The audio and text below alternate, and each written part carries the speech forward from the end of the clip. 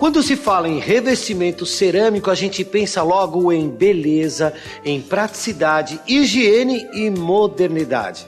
Na verdade, os azulejos e pastilhas não são novos. No Egito, eles já eram usados há aproximadamente 5.000 anos antes de Cristo.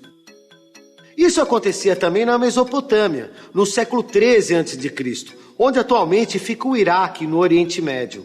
A cidade da Babilônia era murada e uma de suas grandes portas era revestida por azulejos decorados. De lá para cá surgiram novos formatos, padrões e técnicas de fabricação. Mas os azulejos continuam sendo um revestimento muito apreciado e utilizado, tanto em residências como em prédios e obras públicas. Os arquitetos ficaram encantados com essa onda do revestimento por conta das novidades. Pastilhas, mosaicos, porcelanatos, formatos, texturas. A cada ano o fabricante dos revestimentos vem aprimorando, vem trazendo novidades. Então, para o arquiteto isso é bom, muito bom, porque ele não repete, ele não fica repetitivo nos seus projetos. Para o cliente, a praticidade. Porque esses produtos, os industrializados, a porosidade do revestimento ele é mínima. É fácil de limpar, o produto que com água e sabão neutro você limpa facilmente.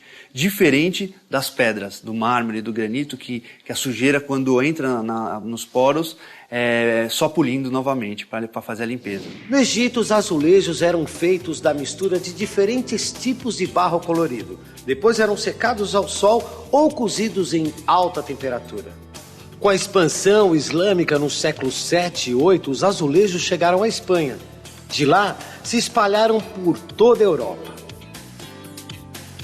O azulejo tem a sua origem no mundo árabe e veio para Portugal através da influência árabe que teve a invasão árabe na Península Ibérica e foi rapidamente incorporado e modificado, passando a fazer parte muito forte da cultura portuguesa. E como os azulejos chegaram no Brasil? Essa história começa em Portugal. Dom Manuel I, rei de Portugal, conheceu os azulejos feitos na Espanha e levou a técnica para o seu país.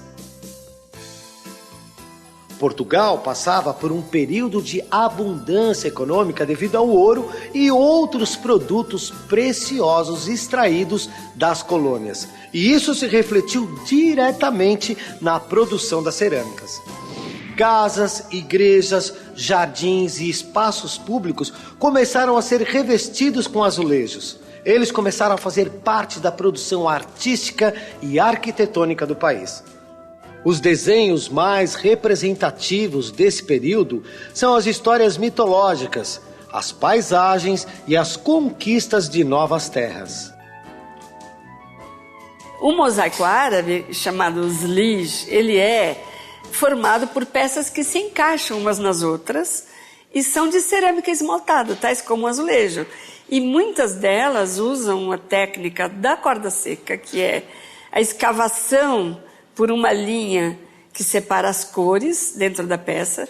E essa escavação foi das primeiras influências em Portugal. Mais tarde, passaram a se pintar cenas épicas, cenas relativas a caçadas, cenas relativas aos feitos de reis. É como se o azulejo servisse para contar uma história e ele virou uma arte aplicada à arquitetura com um uso muito forte, porque não se degradava com o tempo. Os azulejos e as pastilhas, elas realmente são revestimentos com muita dureza, são impermeáveis, então, por conta disso, ele aguenta muito a chuva, ao sol, não desbota. Então, as construções antigas que a gente vê, que passam aí séculos com revestimento e não perde nenhuma propriedade, muito por isso. O Brasil foi colônia de Portugal entre os anos de 1500 e 1822. E foi com a vinda dos colonizadores portugueses que os azulejos passaram a fazer parte da nossa cultura. O primeiro prédio brasileiro revestido de azulejo foi o Convento Franciscano de Olinda. No claustro, azulejos portugueses retratam a vida de São Francisco de Assis. Mas foi com a vinda da família real portuguesa para o Brasil em 1808 que o uso do azulejo se difundiu por aqui, especialmente no Nordeste e Norte do país. No Nordeste se usou muito o revestimento cerâmico por conta do calor. Então a cerâmica ela não absorve o calor, então a residência tem um conforto térmico maior. E por conta de muita chuva na região, a manutenção da residência é melhor, você não precisa pintar toda hora a casa com o revestimento aplicado na fachada. No século XX, o uso de azulejos se expandiu pelo país e o pintor Cândido Portinari fez dos azulejos suas telas. As tradicionais cores azuis e brancas da azulejaria portuguesa conheceram uma expressão artística moderna nas mãos desse artista. Com o fim da Segunda Guerra Mundial, em 1945, artistas vindos principalmente da França e da Itália, como Bramante Buffoni e Antonio Carelli, trouxeram a técnica do mosaico para o Brasil. Bramante Buffoni é um artista que vem de Milão. Ele é um artista especialmente ligado às artes gráficas. Ele trabalhava em Milão para várias revistas. Então você olha um mosaico, por exemplo, do edifício Nobel em Higienópolis, que tem um conjunto de pássaros voando, que na verdade são recortados em papel no desenho original. Você vai pegar esses pássaros numa propaganda, numa revista, propaganda de borracha na Itália. Então o mesmo desenho servia para impressão em revista e para mosaico. Ao passo que Antonio Carelli, ele faz questão de pegar uma pintura de outro artista para demonstrar que o mosaico é uma linguagem em si. Por exemplo, o mosaico de Santa Rosa de Lima, o original não é dele. Nos anos 50, o processo de industrialização em São Paulo impulsionou a produção e o consumo de novos materiais de construção e revestimento, entre eles as pastilhas. Várias fábricas de pastilhas se instalaram na cidade e esse revestimento ganhou expressão significativa. Resistentes e impermeáveis, as pastilhas logo caíram no gosto dos artistas e arquitetos. Elas foram muito utilizadas nesse período nas fachadas de prédios, na criação de mosaicos e painéis artísticos.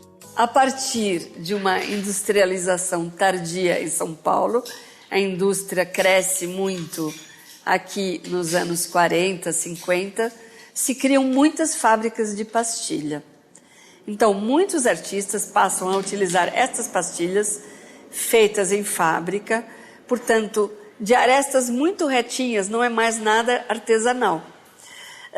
E para produzir mosaicos mais contemporâneos, com uma linguagem mais contemporânea, absolutamente ligada à indústria, e que eram meio símbolos do moderno.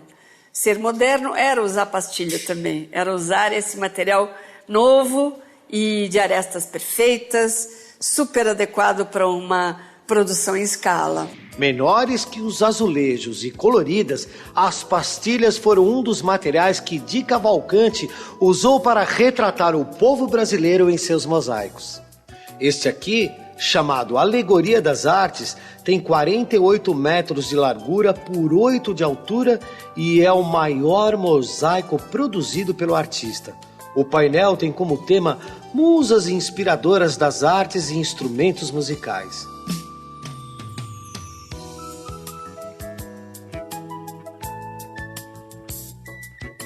O gosto pelos revestimentos cerâmicos resiste ao tempo. Alguns tipos, como a pastilha e o ladrilho hidráulico, continuam agradando arquitetos e clientes e podem ser aplicados em várias áreas de uma casa, tanto na sala quanto nas áreas frias. Esses revestimentos voltaram como tendência forte no mercado. Então, na realidade, tanto as pastilhas quanto revestimentos cerâmicos, porcelanatos e até mesmo o ladrilho hidráulico voltou com força total. Por quê? A gente tem uma variedade muito grande no mercado, não só de demanda de cores, mas de espessuras de produtos. A gente consegue, por exemplo, aqui é uma pastilha, com o mesmo produto ter uma infinidade de combinações de cores. Essas combinações são feitas hoje por computador. Na verdade, são produtos fáceis de ser aplicados porque são produtos telados. O ladrilho hidráulico voltou com força total por conta da rusticidade. Então são peças que conseguem fazer combinações de cores e harmonizar os ambientes.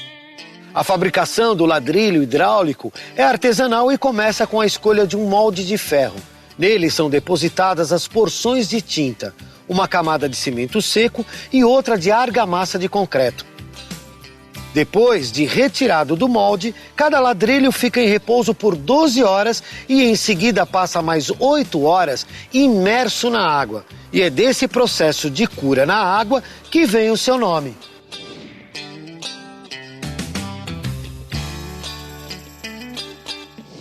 Aliando beleza e funcionalidade, os revestimentos cerâmicos são fontes de inspiração nas artes e na arquitetura. Da idade antiga aos dias de hoje, sempre ganham novos usos e